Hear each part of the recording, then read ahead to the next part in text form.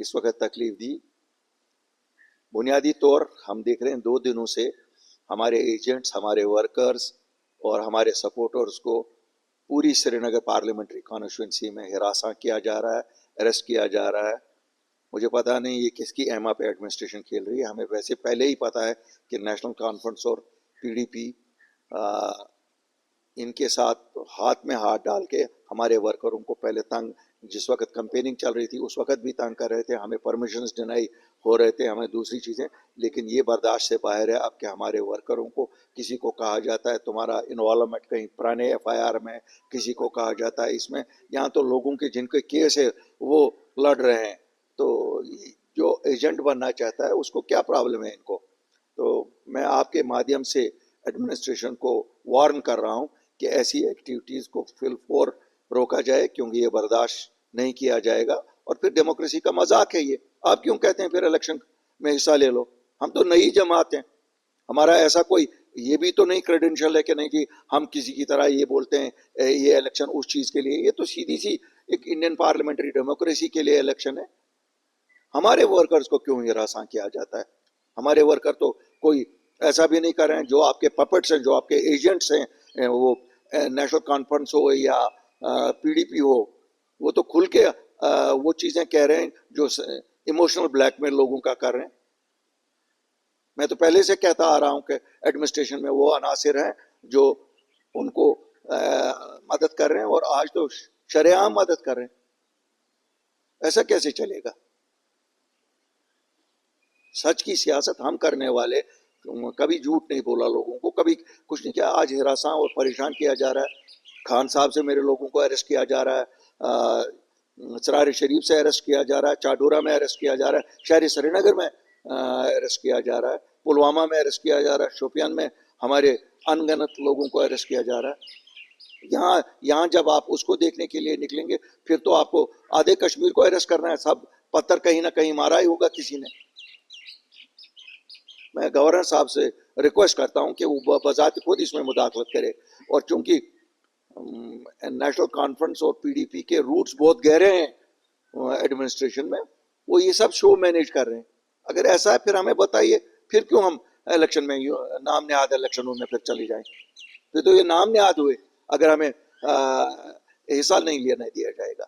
इसलिए मैंने आप लोगों को कि आपके माध्यम से मैं एडमिनिस्ट्रेशन तक पहुंचाऊं और लोगों तक पहुंचाऊं कि होशियार और खबरदार रहिए। आपको ही निकलना पड़ेगा डेमोक्रेसी को डिफेंड करने के लिए, क्योंकि ये जो रिवायती सियासी जमातें हैं नेशनल कॉन्फ्रेंस और पीडीपी, इनका तो खेल ही यही है। इन्होंने तो आज तक सब इलेक्शन ही इसी तरह से जीते हैं। आज इनको लग रहा है एक वेव बन रही है अपनी पार्टी के हक में, लोग कल अपनी पार्टी के हक में वोट डालेंगे। इन्होंने हिरासा परेशान करना शुरू किया। हमारे एजेंटों को, हमारे वर्कर को हजारों की तादाद में गिरफ्तार करके ले गए। इक्का दुक्का कहीं इन लोगों का उठाते हैं, लेकिन हमारे हजारों की तादाद में ले गए। इससे हम चुप नहीं बैठेंगे। हम साथ सच का देते हैं, उसका मतलब ये नहीं है कि हमारे वर्करों के साथ ऐसा किया जाएगा। मुझे उम्मीद है उन्हें फौरन रहा किया जाएगा ताकि अनइंटरप्टेड कल इलेक्शन पीसफुल हो। उन्होंने लगाया होगा एडमिनिस्ट्रेशन में, उन्होंने लगाया होगा, नेशनल कॉन्फ्रेंस ने लगाया होगा। हमारा कौन है? हम तो नए लोग हैं, हम तो आम लोग हैं। इन खानदानों ने तो उस वक्त भी यही किया, लोगों का हक खा के एडमिनिस्ट्रेशन जिनको लगाया, लोगों का हक खाया और अपने हवारियों मवारियों को लगाया। तो सर आप उनकी स्टेटमेंट्स को कैसे देख रहे हैं, क्योंकि वो भी लगातार 2-3 दिनों से यही बात कह रहे हैं कि उनके वर्कर्स को या उनके लिए देखिए साहब आप जाइए और थानों में, आप तो मीडिया हो, इंडिपेंडेंट हो, आप जाइए देखिए थानों में किसके वर्कर बंद है।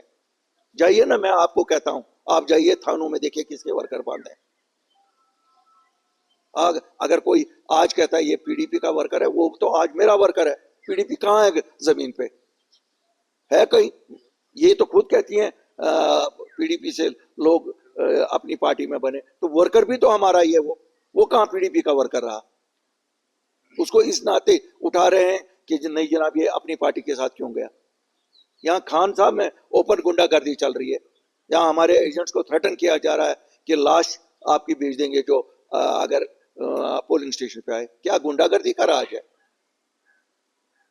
यहाँ कल आपने देखा होगा पीडीपी की चीफ क्या कह रही है, किसके यहाँ पे कह रही हैं? उनको लगता है हमारे पास जबान नहीं है? नाम ले लूं कहां कहां पर किस अफसर से बात कर रही हैं, रिकॉर्डिंग सुनाऊं? तो सर क्या आपकी तरफ से रिसेंटली और चिट्ठी जाएगी अपनी पॉलिसी? जनाब ऑलरेडी चली गई है, चिट्ठी ऑलरेडी चली गई है। मैं गवर्नर इंतजार क्यों, चिट्ठियों का कौन सा यहाँ जवाब निकलता? मैंने सोचा आप लोगों की वसातत से लोगों तक, हमारे तो सपोर्टर लोग हैं, हम लोगों को कहते हैं कि जनाब होशियार रहिए, ये लोग वही पुराने घिसे पिटे पार्टियों को वापस लाना चाहते हैं। क्यों, वो तो यहाँ बैठे हुए एजेंट। सर आपने अरेस्ट की बात की, क्या किसी ऑफिशियल के साथ आपकी बात हुई? क्या कोई जस्टिफाइड स्टेटमेंट आपको वापस मिला कि किन बेसिस पे उनको नहीं साहब, कुछ नहीं कह रहे हैं law and order, law and order, law and order. क्या लॉ एंड ऑर्डर में कहीं कोई प्रॉब्लम है?